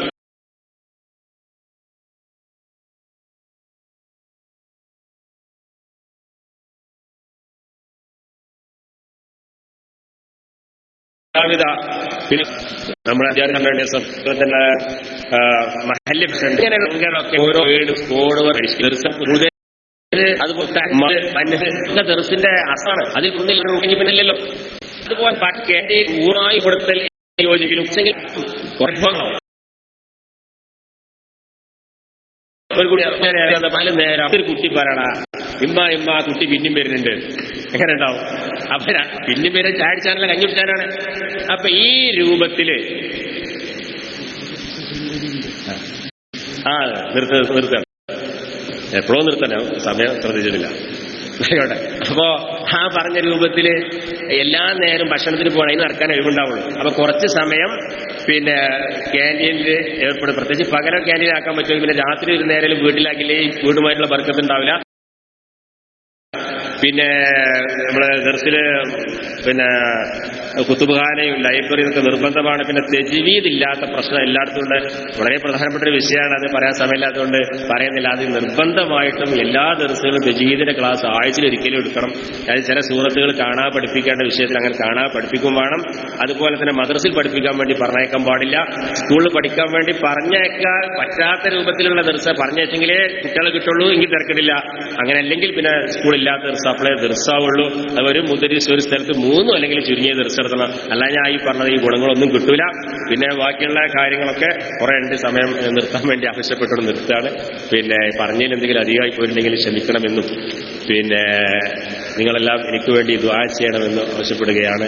നമ്മളൊക്കെ എല്ലാവരും വളരെ ഇഖ്ലാസോടെ പ്രവർത്തിക്കുകയാണെങ്കിൽ നമ്മുടെ മുൻഗാമികൾ ഏതൊരു കാര്യങ്ങൾ കൊണ്ടാണോ അന്തസ്സുള്ളവരായത് അതുപോലെ കിബറ് വരാതെ, അഹങ്കാരം വരാതെ, അസൂയ വരാതെ, വിനയത്തോടെ പ്രത്യേകം ശ്രദ്ധിക്കേണ്ട. ഒരു ദർസില് ഒരു നാട്ടിൽ ദർസുണ്ടെങ്കിൽ അവിടുത്തെ ആലിമ്യങ്ങളായ ആളുകൾ ചുരുങ്ങിയത് ആ മുദരിസിന്റെയും ആ മുത്താലിമ്യങ്ങളോട് ഗുണകാംക്ഷികളാവണം. അല്ലെങ്കിൽ കുഴപ്പം എന്താ വെച്ചാൽ നമ്മളാ ദർസിനെ പറ്റി കുറ്റം പറയാം. നമ്മൾ കുറ്റങ്ങളുണ്ടെങ്കിൽ പറഞ്ഞു കൊടുക്കണം, മുദരിസിനോട് ചൂട്ട് പറഞ്ഞു പരസ്യമായിട്ട് അങ്ങാടി എന്ന് പറഞ്ഞാൽ അതോടെ ആ ദർസ് പൊളിഞ്ഞു. അപ്പൊ ദർസ് പൊളിയാനുള്ള ഒരു പ്രധാന കാരണം നമ്മൾ പലപ്പോഴും ഗുണകാംക്ഷികളാകുന്നില്ല. അദ്ദീനു നസീഹ എന്നാണല്ലോ. അതുകൊണ്ട് എല്ലാവരും ഗുണകാംക്ഷികളായിക്കൊണ്ട് പരസ്പരം കുറ്റപ്പെടുത്താതെ നമ്മളെ കൊണ്ട് കഴിയുന്ന അത്ര എന്തെങ്കിലും പരിഷ്കാരം വരുത്താൻ പറ്റുക. അതിങ്ങനെ പരസ്യമായിക്കാണ്ട് പത്രത്തിൽ ഫോട്ടം വരാൻ ആകുകയും ചെയ്യരുത്. അല്ലാഹു സുബ്ഹാനഹു വ തആല നമുക്കൊക്കെ നല്ല നിലയ്ക്ക് പ്രവർത്തിക്കാനുള്ള തൗഫീഖ് പ്രദാനം ചെയ്യട്ടെ. പറഞ്ഞതും കേട്ടതൊക്കെ അല്ലാഹു നമ്മിൽ നിന്ന് കബൂൽ ചെയ്യുമാറാവട്ടെ. വആഖിറു ദഅവാനാ അൽഹംദുലില്ലാഹി റബ്ബിൽ ആലമീൻ. അസ്സലാമു അലൈക്കും വറഹ്മത്തുള്ളാഹി വബറകാതുഹു. അൽഹംദുലില്ലാഹ്, നമ്മളെ വളരെ ധന്യമായ ഒരു സംഗമമായി തീരുകയാണ്. അള്ളാഹു അനുഗ്രഹിക്കുമാറാകട്ടെ. ആ ടൗണാളിൽ നിന്ന് ഇങ്ങോട്ട് വന്നത് വളരെ നന്നായി. കാരണം ടൗണാളിൽ ഇത്രയും സൗകര്യമില്ല, കസേരകളില്ല. അപ്പോ പണ്ടാരും മലയാളത്തിൽ പറയാണ്ട് ഉർവശി ശാപ ഉപകാരം. സർക്കാരിന്റെ എന്തോ ഒരു പരിപാടി നടക്കുന്നത് കൊണ്ട് 24-ാം തീയതി അവർ നമുക്ക് വിവരം തന്നതാണ്. ദയവ് ചെയ്ത് അന്ന് ഒരു പരിപാടിയുണ്ട്, എന്തെങ്കിലും പരിഹാരം ഉണ്ടാക്കണമെന്ന്. അതുകൊണ്ട് തന്നെ നമ്മുടെ പള്ളിയുടെ പരിസരത്ത്, അതേപോലെ സമസ്തയുടെ കേന്ദ്രത്തിൽ നമുക്കിങ്ങനെ സമസ്ത ഉണ്ടാക്കിയ ഈ സൗകര്യം കൂടുതൽ ആദ്യമായി ആസ്വദിക്കുന്നത് നമ്മളാണ്. ആ തരത്തിലൊക്കെ ഇത് ഗുണകരമായിട്ടുണ്ട്. പിന്നെ ഇപ്പോൾ നമ്മുടെ പരിപാടി വളരെ ഗംഭീരമാവുകയാണ്. ഇതേവരെ അനർഘമായ അറിവുകൾ നമുക്ക് കിട്ടി. ഇനി ഇതിന്റെ ബഹുമാനപ്പെട്ട മുസക്കുട്ടി ഹസ്രത്ത് ഉസ്താദിന്റെ ഇപ്പോൾ നമ്മൾ പള്ളി ദർശനെ സംബന്ധിച്ചാണ് കേട്ടത്. ഇനി സമന്വയ പഠനം എന്താണ് എന്ന് ബഹുമാനപ്പെട്ട ഹസ്രത്ത് ഉസ്താദ് കുറച്ച് സമയം കൊണ്ട് നമുക്ക് വിവരിച്ചു തരും. അതിന്റെ ശേഷം ബഹുമാനപ്പെട്ട ചെറുശ്ശേരി ഉസ്താദും അതേപോലെ തന്നെ അബൂബക്കർ ദാരിമിയും അതേപോലെ നമ്മുടെ 3 പേരും ഉണ്ട് ഇവിടെ ആവുകയാണ് നമ്മുടെ പരിപാടി. ഒരു വിഷയം മാത്രം അബൂബക്കറും ഒരാമുഖ പ്രസംഗം നമ്മുടെ അമ്പലക്കടവ് നിർവഹിക്കും. ആ ആമുഖ പ്രസംഗത്തിന്റെ ശേഷം നാം നേരത്തെ ബഹുമാനപ്പെട്ട ബാപ്പു മുസ്ലിയാരിൽ നിന്ന് കേട്ടതിന്റെ ബാക്കി ഭാഗം, അതായത് എന്താണ് ഒരു തെരീക്കത്തുണ്ടല്ലോ, വിരുഷ തെരീക്കത്തല്ലാത്ത ആലുവ തെരീക്കത്ത്, അതിനെ സംബന്ധിച്ചുള്ള ഒരു വിവരണത്തോടുകൂടെ നമ്മുടെ പരിപാടി സമാപിക്കുന്നതാണ്. ബഹുമാനപ്പെട്ട ഹസ്രത്ത് ഉസ്താദിന്റെ ആ ക്ലാസ് കഴിഞ്ഞ ഉടനെ ഇവിടെ നിന്ന് തന്നെ നിങ്ങൾക്ക് ഭക്ഷണം കഴിക്കാം, എല്ലാവരുടെയും കൈകളിലെത്തുന്നതാണ്.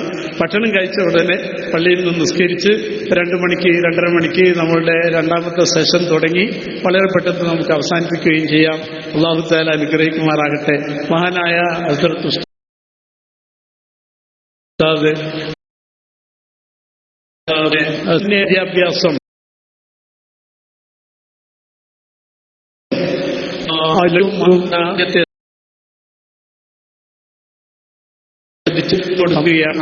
മാറുകൾ ക്ഷണിക്കുന്നു.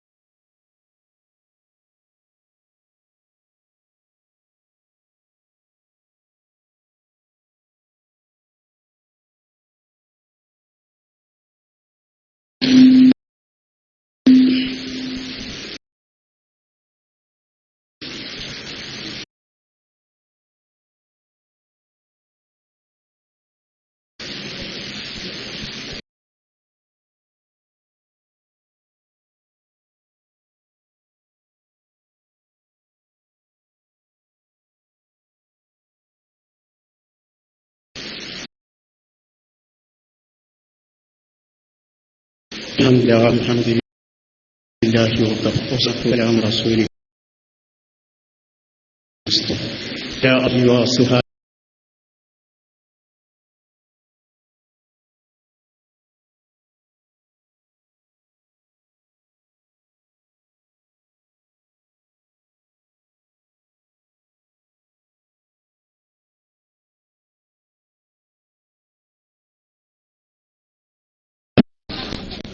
അസ്സലാമു അലൈക്കും വറഹ്മത്തുള്ളാഹി വബറകാതുഹു. അസീസ് ഉസ്താദ് ഇവിടെ സമ്മേളിച്ചതായ വന്യരായ ഉസ്താദുമാർ നമുക്കൊരു പ്രത്യേകതയുണ്ട്. മറ്റാർക്കും ഇല്ലാത്ത ഒരു വിശേഷത നമുക്കുണ്ട്. മറ്റ് സാധാരണ മതാധ്യയനം മുഅല്ലിം എന്നതിൽ അറിയപ്പെടുന്ന സേവകന്മാർ ഒരു സ്ഥലം നമുക്ക് നൽകുന്നു. അവർക്കൊന്നില്ലാ ഒരു പ്രകൃതി നമുക്ക് നമ്മെ വിശേഷിപ്പിക്കപ്പെടുന്നത് എന്താണ്? മുദരീസ് എന്ന പേരിൽ അറിയപ്പെടും. അപ്പൊ മുദരീസ് എന്ന് പറഞ്ഞാൽ ഭാഷാർത്ഥം നോക്കുകയാണെങ്കിൽ പഠിപ്പിക്കുന്ന ആള് എന്നർത്ഥമാണെങ്കിലും സാധാരണ മുഅല്ലിമീങ്ങളെക്കാളും കൂടുതൽ ഉയർന്ന നിലവാരം ജനങ്ങൾ നമുക്ക് നൽകും. ജനങ്ങളുടെ ഇടയിൽ അദ്ദേഹം ഒരു സ്ഥാപനത്തിലെ മുദരീസാണ്, അല്ലെങ്കിൽ ഒരു പള്ളിതറത്തിലെ മുദരീസാണ് എന്ന് പറയുന്നത്, അദ്ദേഹം ഒരു മദ്രസയിലെ അധ്യാപകനാണ്, മുഅല്ലിമാണെന്ന് പറയുന്നത് നോക്കുമ്പോൾ ഒരു മുദരീസാണെന്ന് പറയുമ്പോൾ ആളുകൾക്കിടയിൽ ഒരു സ്ഥാനവും നിലവാരവും. അപ്പൊ മറ്റുള്ളവരെ അപേക്ഷിച്ചുകൊണ്ട് നമുക്കൊരു വലിയ സ്ഥാനം ജനങ്ങൾ പഴയ കാലത്തേക്ക് വരും. നമ്മുടെ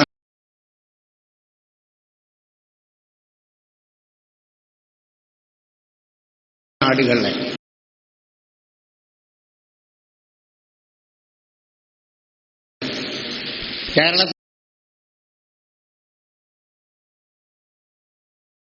കേരളത്തിലെല്ലാം മുദരീസ് എന്ന് പറഞ്ഞാൽ ഒരു നഷ്ടമാണ്. ഉറുനാടുകളെ എന്ന് പറയുന്ന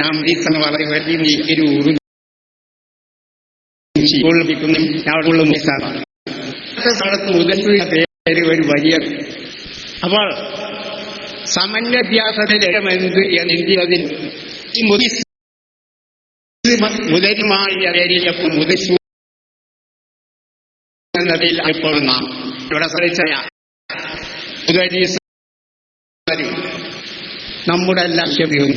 വളരെ കാലം ഈ വിഷയത്തില് അറിവുള്ള സേവനം ചെയ്തതായ ആളുകൾ സമന്വയ വിദ്യാഭ്യാസം എന്ന ഒരു സ്ഥാപനം, സമന്വയ വിദ്യാഭ്യാസ സ്ഥാപനം വരുന്നതിന്റെ മുമ്പും ഇവിടെ വിദ്യാഭ്യാസമുണ്ട്.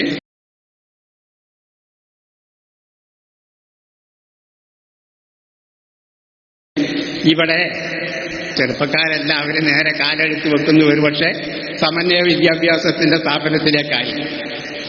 എന്നാൽ അതിന്റെ മുമ്പ് തന്നെ ധാരാളം പള്ളിദറസുകളിലും അല്ലെങ്കിൽ ദീനി അറബി കോളേജുകളിലും ജോലി ചെയ്തിരുന്നതായ വന്യരായ ഉപദേശിമാർ അവരോട്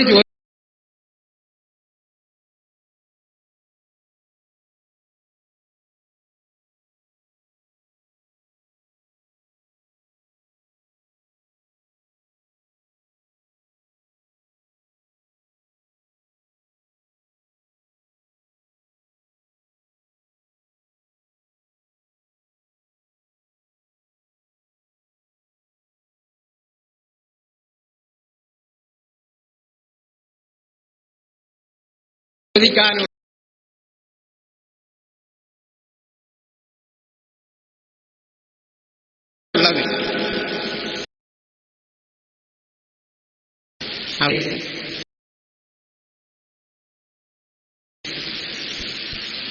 പഠിപ്പിക്കായി. ഇവിടെ ലക്ഷ്യം വല്ലതും മാറിപ്പോയി. ലക്ഷ്യം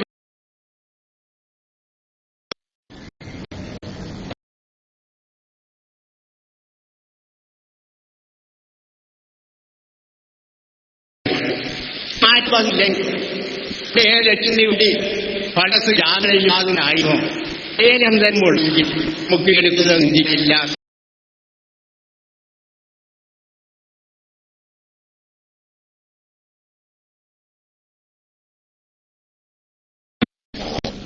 അസ്സലാമു അലൈക്കും വറഹ്മത്തുള്ളാഹി വബറകാതുഹു. സഹോദരന്മാരെ, നാം നമ്മുടെ ബഹുമാനപ്പെട്ട ശൈഖുന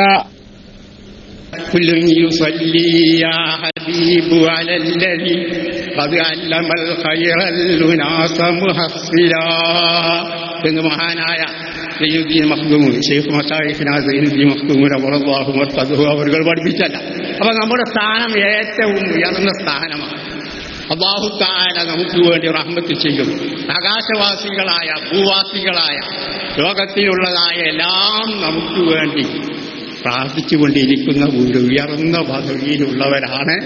നമുക്ക് ഇഖ്ലാസ് ഉണ്ടാവുകയാണെങ്കിൽ, നാം നന്നാവുകയാണെങ്കിൽ. അപ്പൊ ഇതാണ് ബുദ്ധിസമാണ്. അപ്പൊ നമ്മുടെ ലക്ഷ്യമെന്ത്? നേരത്തെ പറഞ്ഞ ലക്ഷ്യം തന്നെ വളരുന്ന തലമുറ ഇസ്ലാം പഠിക്കൽ നമ്മിലുണ്ട്. ഈ വരുന്ന തലമുറ എങ്ങനെ നിസ്കരിക്കണമെന്ന് പഠിക്കുന്നത് നമ്മിലൂടെയാണ്. ദീനിന്റെ എല്ലാ കാര്യങ്ങളും പഠിക്കുന്നത് നമ്മിലൂടെയാണ്. ദീനീ ബോധമുള്ളവരായിത്തീരൽ നമ്മിലൂടെ. അപ്പൊ നാം അവരെ എങ്ങനെ വളർത്തുന്നോ അതേപോലെയാണ് ഇനി വളരുന്ന തലമുറ ഉണ്ടാവുക. കാരണം നാം എല്ലാം അടുത്ത് തന്നെ മരിച്ചു പോകുന്നു. നാം മരിച്ചു പോയാലും ഇവിടെ ദീൻ നിലനിൽക്കണം. അന്ത്യനാൾ വരെ ദീൻ നിലനിൽക്കാൻ, അവസാന കാലം വരേക്കും ഇവിടെ ദീന് വേണം. ഖിയാമത്ത് ദിവസം വരേക്കും ദീൻ നിലനിൽക്കണം. അതെങ്ങനെ നിലനിൽക്കല്? നാം നമ്മുടെ ശിഷ്യന്മാർക്ക് പഠിപ്പിച്ചു കൊടുക്കും. അവരുടെ ശിഷ്യന്മാർക്ക് പഠിപ്പിച്ചെടുക്കും. ഇങ്ങനെ അന്ത്യനാൾ വരേക്കും ഖിയാമത്ത് ദിവസം വരേക്കും ഇവിടെ ദീൻ നിലനിൽക്കണം. ഇതിന്റെ നിലനിൽപ്പ് നമ്മിലൂടെ. അപ്പൊ ഇതിന്റെ അടിസ്ഥാനത്തിലാണ് നാം ഏറ്റവും ഉയർന്നവരാണെന്നും. അപ്പോ ഇതിന്റെ ലക്ഷ്യം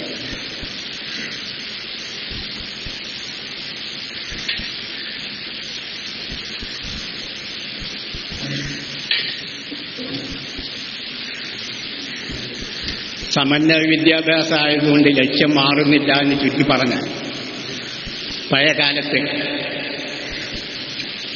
ഒരു കല്യാണമൊക്കെ നടത്തിയാണെങ്കിൽ ഞങ്ങളുടെ ചെറുപ്പകാലത്തെല്ലാം ഉണ്ടായിരുന്നത്, ഒരു കല്യാണം നടത്തിയാൽ അവിടെ വിളമ്പുന്ന ഏറ്റവും വലിയൊരു നല്ല വിഭവം നെയ്ച്ചോറും കോഴി, അല്ലെങ്കിൽ നെയ്ച്ചോറ് ആട്, പോത്ത്, ഇങ്ങനെ നെയ്ച്ചോറും കറിയും. നെയ്ച്ചോറ് വേറെ, കറി വേറെ. കുറെ കാലം കഴിഞ്ഞപ്പോൾ ആളുകൾ ചിന്തിക്കാൻ തുടങ്ങിയെന്ന് തോന്നുന്നു, ഇത് രണ്ടിന് രണ്ട് പാത്രത്തിന് ആവശ്യമില്ല, ഒരു പാത്രം പോരെ. അങ്ങനെ ഈ നെയ്ച്ചോറും കറിയും എല്ലാം ഒരു പാത്രത്തിലാക്കി അത് ബിരിയാണി എന്ന പേരിലാണ്. ബിരിയാണി ഏതെങ്കിലും ഒരു കല്യാണത്തിന് ബിരിയാണി വിളമ്പി ബിരിയാണി കഴിച്ചവരുടെ ലക്ഷ്യവും നെയ്ച്ചോറ് കഴിച്ചവരുടെ ലക്ഷ്യവുമെല്ലാം ഒന്ന് തന്നെ. ലക്ഷ്യത്തിൽ വ്യത്യാസമൊന്നുമില്ല. ഒന്ന് രണ്ട് പാത്രത്തിലായി എന്ന് മാത്രം, മറ്റേ രണ്ട് പാത്രത്തിൽ ഒരു പാത്രത്തിലായി. ലക്ഷ്യത്തിൽ വ്യത്യാസമൊന്നുമില്ല. അപ്പൊ നമ്മുടെ ലക്ഷ്യം അതുതന്നെ ആയിരിക്കണം. പഴയ കാലത്ത് നാം പള്ളി ദർസിൽ ഏതൊരു ലക്ഷ്യത്തിന് വേണ്ടി പള്ളി ദർസ് നടത്തിയിരുന്നോ അതേ ലക്ഷ്യം തന്നെയാണ് ഇന്നൊരു സമന്വയ വിദ്യാഭ്യാസ സ്ഥാപനങ്ങളിൽ നാം ദർസ് നടത്തുമ്പോഴും ഉണ്ടാകും. കാരണം നമ്മുടെ എല്ലാം ലക്ഷ്യം ഇത്തരം സമന്വയ വിദ്യാഭ്യാസത്തിലൂടെ നാം പഴയ കാലത്ത് നാം പറയുന്നത് പോലെ മതം പഠിച്ച ഒരു മാസ്റ്ററെ ഉണ്ടാക്കലല്ല ലക്ഷ്യം. മതം പഠിച്ച മാസ്റ്ററെ ഉണ്ടാക്കാൻ വേണ്ടി എല്ലാ സമന്വയ വിദ്യാഭ്യാസം. പിന്നെയോ ഇംഗ്ലീഷ് പഠിച്ച മുസ്ലിയാരുണ്ടാക്കി. ഇംഗ്ലീഷ് പഠിച്ച ഭൗതിക വിദ്യാഭ്യാസം നേടിയ മുസ്ലിയാരുണ്ടാക്കാൻ വേണ്ടിയാണ് നാം സമന്വയ വിദ്യാഭ്യാസമെല്ലാം ഉണ്ടാക്കുന്നത്. എന്നല്ലാതെ കണ്ട് മതം പഠിച്ച മാസ്റ്റർമാരെ മാസ്റ്റർ സാറെ ഉണ്ടാക്കാൻ വേണ്ടിയല്ല. സമുദായത്തിന്റെ പൈസകളെല്ലാം വാങ്ങിക്കൊണ്ട് സമുദായത്തിന്റെ പേരിൽ ഇത്തരം സ്ഥാപനങ്ങൾ നടക്കുമ്പോൾ പഴയകാലത്ത് ഏതൊരു ലക്ഷ്യത്തിന് വേണ്ടിയാണോ അതുണ്ടാക്കപ്പെട്ടത് അതേ ലക്ഷ്യം തന്നെ നമുക്ക് വേണ്ടത്.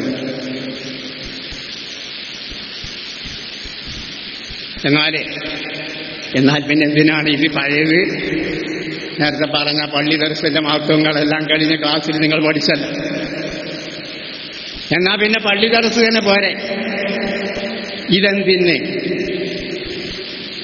എന്ന് ചോദിക്കുന്നതിന് മറുപടി നമ്മുടെ സാഹചര്യം അങ്ങനെയായി എന്ത് ചെയ്യാനാണ് എന്നല്ലാതെ വേറെ മറുപടിയും പറയാനില്ല. കാരണം സമന്വയ വിദ്യാഭ്യാസ സ്ഥാപനങ്ങൾ നാം തുടങ്ങുവാൻ നിർബന്ധിതരായി. എന്തുകൊണ്ട്? പള്ളി ദർസുകൾ നാൾക്ക് നാളില്ലാതെയായി, പള്ളി ദർസുകൾ ആർക്കും വേണ്ടാതെയായി, അവിടെ പഠിക്കാൻ വിദ്യാർത്ഥികൾ മതം മാത്രം ആർക്കും വേണ്ടാത്ത ഒന്നായി മാറിയ ഒരു സാഹചര്യത്തിൽ, മതം പഠിക്കാൻ ആരും വരാത്ത സാഹചര്യത്തിൽ നിർബന്ധിതരായിക്കൊണ്ട് അദ്ദറൂറാത്തു തുബീഹുൽ മഹ്ദൂറാത്ത് എന്നാണ് എൻ്റെ പൊതുനിയമം. അപ്പൊ ഒരു നിർബന്ധിത അവസ്ഥ വന്നപ്പോൾ അതുമില്ലെങ്കിൽ പിന്നീടുണ്ടാകുന്നത് അതിന്റെ അനന്തരഫലം എന്തായിരിക്കും? ദീൻ തന്നെ പാടില്ല അറിയാം. അപ്പൊ എന്നാൽ കിട്ടിയത് ലാഭം എന്നുള്ള നിരക്ക് ഇന്നമാ ലാ യുദ്റക്കു കുല്ലുഹു ലാ യുദ്റക്കു കുല്ലുഹു എന്നാണ് പൊതുനിയമം. ഇന്ന മാലായുദ്റക്കു കുല്ലുഹു ലാ യുദ്റക്കു കുല്ലുഹു. മുഴുവൻ കിട്ടാത്തത് മുഴുവൻ ഉപേക്ഷിക്കാൻ പാടില്ല. അപ്പൊ കിട്ടിയതെങ്കിലും ലാഭം കുറച്ചെങ്കിലും ദീന് പഠിച്ച് കിട്ടിയെങ്കിൽ മുഴുവൻ ദീൻ പഠിപ്പിക്കാൻ, മുഴുവൻ സമയം എടുത്തുകൊണ്ട് ദീൻ പഠിപ്പിക്കാൻ നേരമില്ല. കാരണം എല്ലാവരും ഭൗതിക വിഷയം നഷ്ടപ്പെടരുത് എന്ന് കരുതി ഈ ഒരു സാഹചര്യത്തിൽ നാം എത്താനുള്ള കാരണം നമ്മുടെ ചുറ്റുപാട് തന്നെ. കാരണം പഴയ കാലങ്ങളിലെല്ലാം സ്കൂളിൽ വിദ്യാഭ്യാസം നടന്നുകൊണ്ടിരിക്കുന്ന കാലത്ത് സ്കൂളിൽ തോൽക്കലുണ്ടായി. ആ കാലത്ത് തോറ്റുപോയ വിദ്യാർത്ഥികളാണെങ്കിൽ സ്കൂളിൽ തോറ്റാൽ എന്നാൽ ഈ പള്ളി ദർസ് പോയി പഠിക്കുക, അങ്ങനെയെങ്കിലും ആ പേരിൽ കുറച്ച് പള്ളി ദർസിലെ ആൾക്കാർ. പിന്നീട് +2 തുടങ്ങുന്നതിന്റെ മുമ്പ് SSLC പാസ്സായ വിദ്യാർത്ഥികൾ കുറെ എല്ലാം അങ്ങനെ പള്ളി ദർസുകളിൽ വന്ന് അല്ലെങ്കിൽ മതസ്ഥാപനങ്ങളിൽ വന്ന് ചേരാറുണ്ടായിരുന്നു. അതും പോയി +2 കൂടി തുടങ്ങിയപ്പോൾ പിന്നീട് ആ കുട്ടികളങ്ങ് വലുതായി, അവരെ നിയന്ത്രിക്കാൻ പറ്റാത്ത ഒരവസ്ഥയിലായി, അവരുടെ ചിന്തകളെല്ലാം മാറി, അങ്ങനെ അവർ മറ്റൊരു ഭാഗത്തേക്ക് നീങ്ങി. ഇതൊരു പ്രധാന കാര്യം. മറ്റൊരു കാരണം ബഹുമാനപ്പെട്ട റസൂലുള്ളാഹി സ്വല്ലല്ലാഹു അലൈഹി വസല്ലം ഭയപ്പെട്ടതായ ഒരു കാര്യം. റസൂലുള്ളാഹി സ്വല്ലല്ലാഹു അലൈഹി വസല്ലം ഒരു ഹദീസ് ഓർമ്മ വരികയാണ്. ഇമാം ബുഖാരി മറ്റ് നിവേദനം ചെയ്ത ഹദീസാണ്, നിങ്ങളെല്ലാം കേട്ടിട്ടുണ്ടായിരിക്കും. ഒരവസരത്തിൽ മദീന പള്ളിയിൽ റസൂലുള്ളാഹി സ്വല്ലല്ലാഹു അലൈഹി വസല്ലം സുബ്ഹ് നിസ്കാരത്തിന് സഹാബത്തുകളെല്ലാം മദീന പള്ളിയിൽ ഒരുമിച്ചു.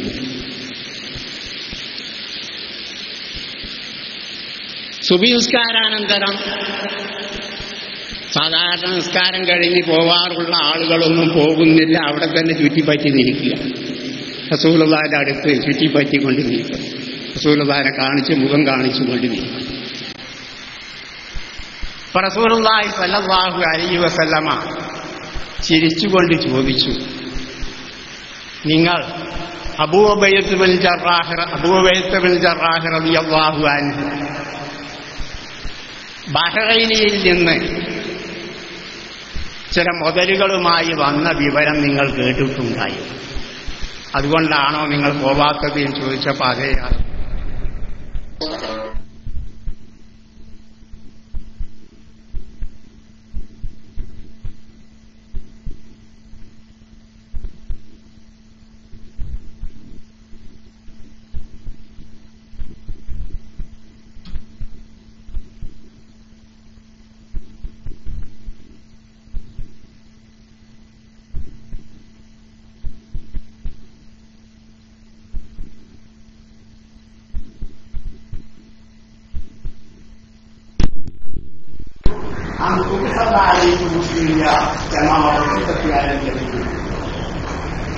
ഞാൻ ഭയപ്പെടുന്നത് നിങ്ങൾക്ക് ദുനിയാവ് കൂടും, നിങ്ങൾ മുതലാളിമാരായിത്തീരും.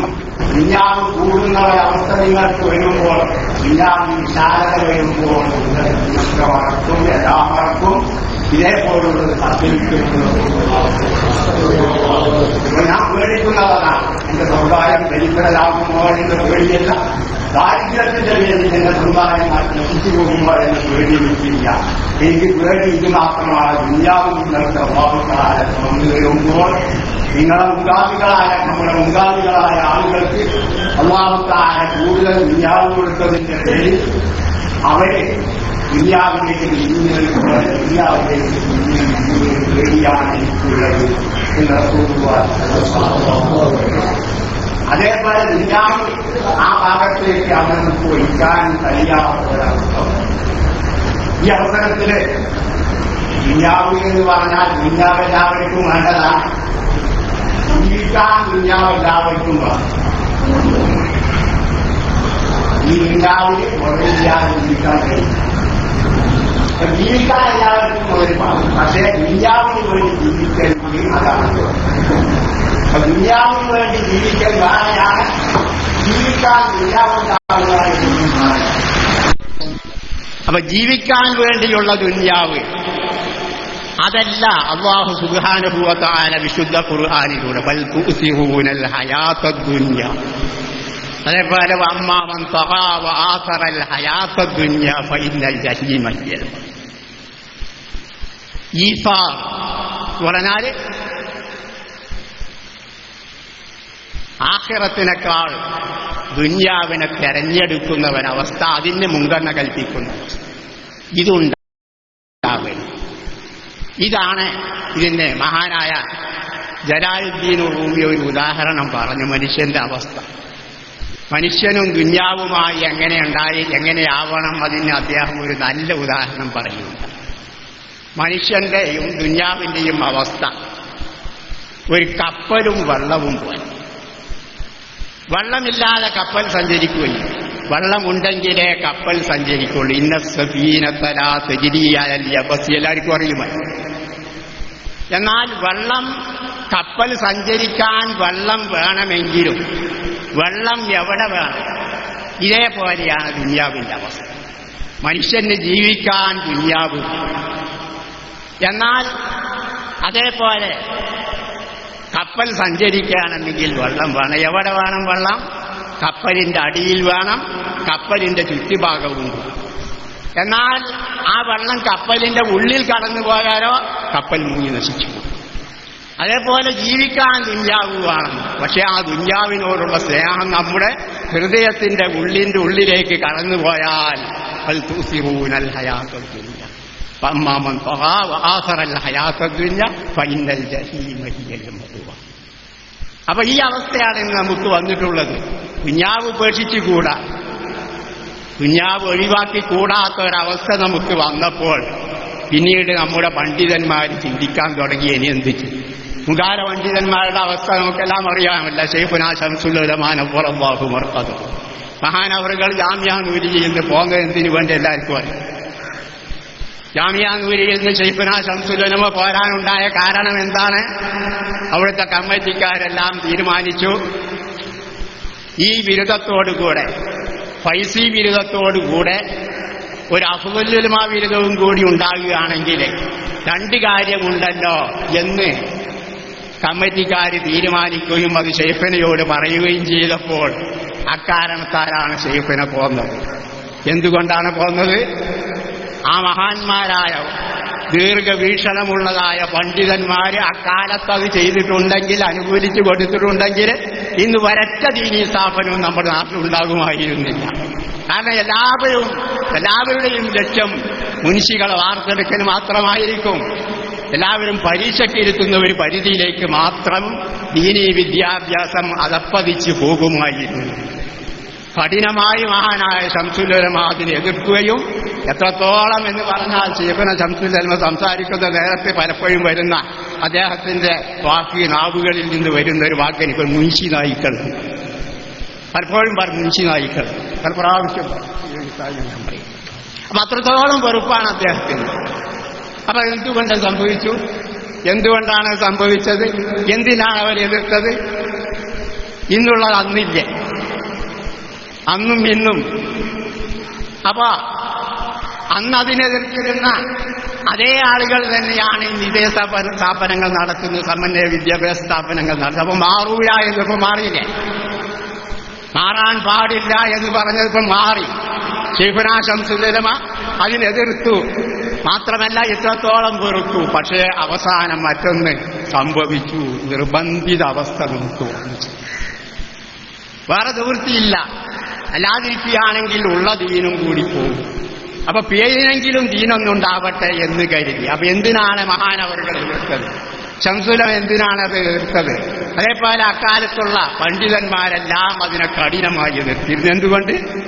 ദീനീ വിദ്യാഭ്യാസം അങ്ങനെയാവുകയാണെങ്കിൽ ദീനീ വിദ്യാഭ്യാസം എന്നുള്ളത് ഏതാനും മുൻഷിമാരെ വാർത്തെടുക്കുന്നതായ ഒരു പണി എന്നതായി മാത്രമാണ്. ദീനിന്റെ സ്ഥാപനങ്ങളെല്ലാം വെറും മുൻഷിമാരെ വാർത്തെടുക്കുന്ന, അല്ലെങ്കിൽ ഏതെങ്കിലും ഒരു ഭൗതിക മാസ്റ്റർമാരെ ഭൗതിക വിദ്യാഭ്യാസം കരസ്ഥമാക്കുന്ന ഒരു സ്ഥാപനമായി, പഠിപ്പിക്കുന്ന സ്ഥാപനമായി അതപ്പതിച്ചു പോകുമെന്നുള്ള ഭയം. മാത്രമല്ല ദീനീ ഇൽമ് എന്നുള്ളത് ഏതാനും അഫ്ളലുൽ ഉലമയുടെ മറ്റു ബുക്കിൽ പരിചിതമായി. ദീൻ എന്നുള്ളത്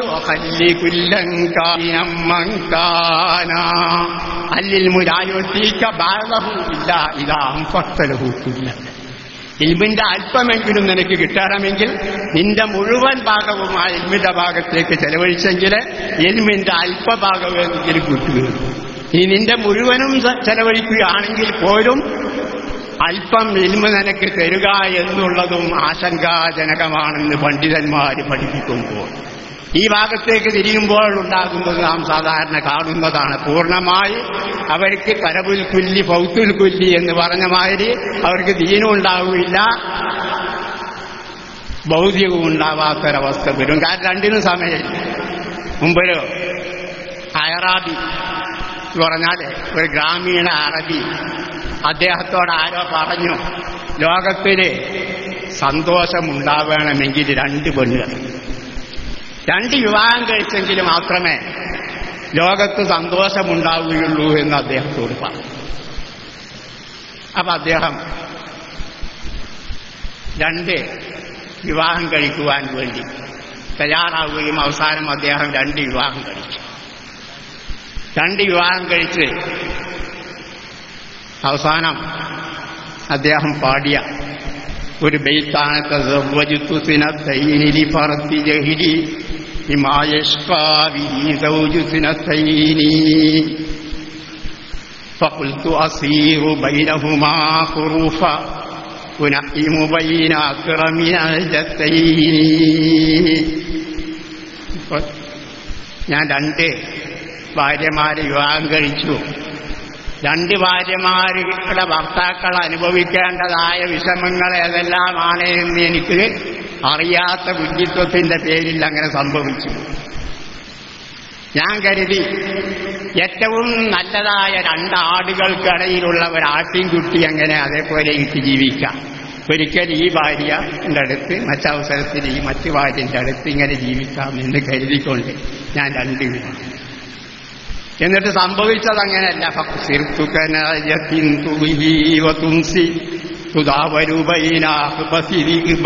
ഈ 2 ചെന്നായകൾക്കിടയിൽ ഒരാട്ടിനെ കൈമാറപ്പെടുന്ന മാതിരി സംഭവിച്ചു.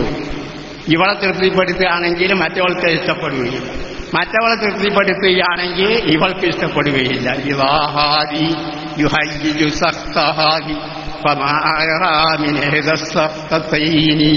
ഒരു ദിവസം ഒന്നുകിൽ ഇവളോട് വെറുപ്പ്, അല്ലെങ്കിൽ അവളുടെ വെറുപ്പ്. 2 വെറുപ്പിൽ നിന്ന് ഒന്ന് സമ്പാദിക്കാതെ നിർവാഹം. ലൈലത്തും വലിതിൽ കൗസറ ഒരു രാത്രി ഇവൾക്ക് നിശ്ചയിച്ചു കൊടുക്കുന്നു, മറ്റേ രാത്രി അവൾക്ക് നിശ്ചയിച്ചു. ഈ 2 രാത്രിയിലും എന്നും ആക്ഷേപമല്ലാതെ മറ്റൊന്നും. ഇതേപോലെയാണ് ദുന്യാവിനെ മഹാന്മാർ വിവരിക്കുന്നു. ദുന്യാവും ആഖിറത്തിന്റെയും അവസ്ഥ. ദുന്യാവുമായി അടുത്താൽ നേരത്തെ പറഞ്ഞല്ല, അതേപോലെ ദുന്യാവിനെ സന്തോഷിപ്പിക്കാൻ വരികയാണെങ്കിൽ ആഖിറത്തിനെ സന്തോഷിപ്പിക്കാൻ കഴിയുകയില്ല.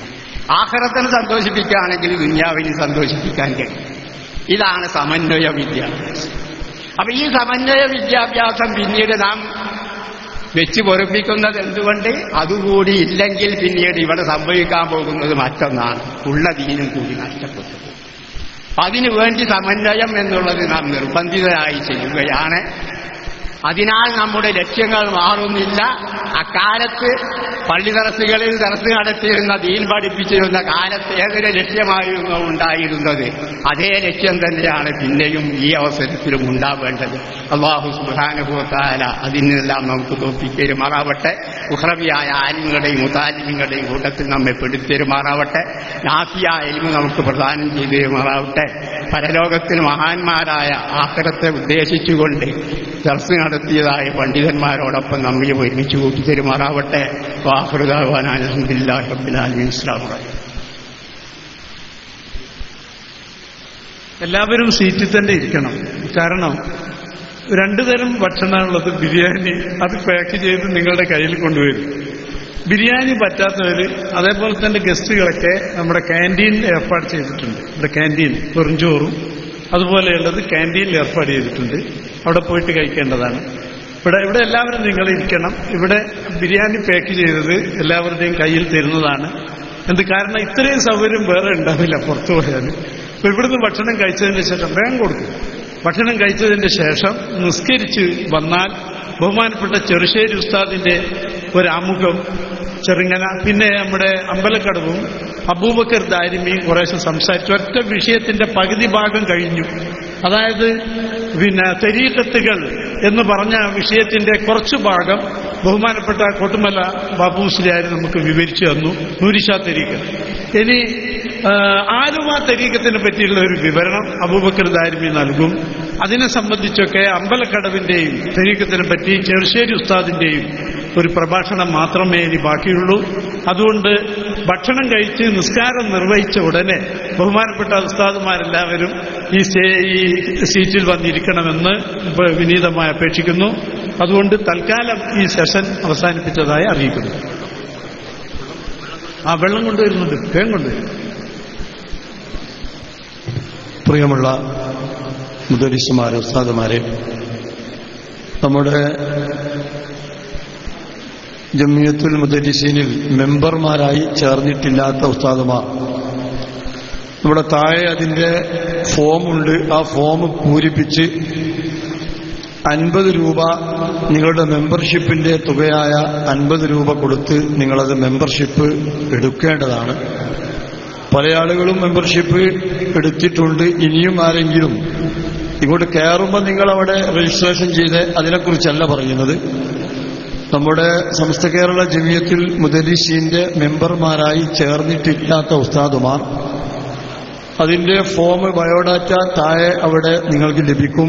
അത് വാങ്ങി പൂരിപ്പിച്ച് ഒരു 50 രൂപ അതിന്റെ കൂടെ കൊടുത്താൽ നിങ്ങൾക്ക് അതിന്റെ മെമ്പർഷിപ്പ് ലഭിക്കുന്നതാണ്. നിങ്ങളൊക്കെ പിരിഞ്ഞു പോകുന്നതിന്റെ മുമ്പായി എല്ലാവരും ജമിയത്തുൽ മുദരിസീന്റെ മെമ്പർമാരായി ചേരണമെന്ന് ഒരിക്കൽ കൂടി നിങ്ങളെ ഓർമ്മപ്പെടുത്തുന്നു.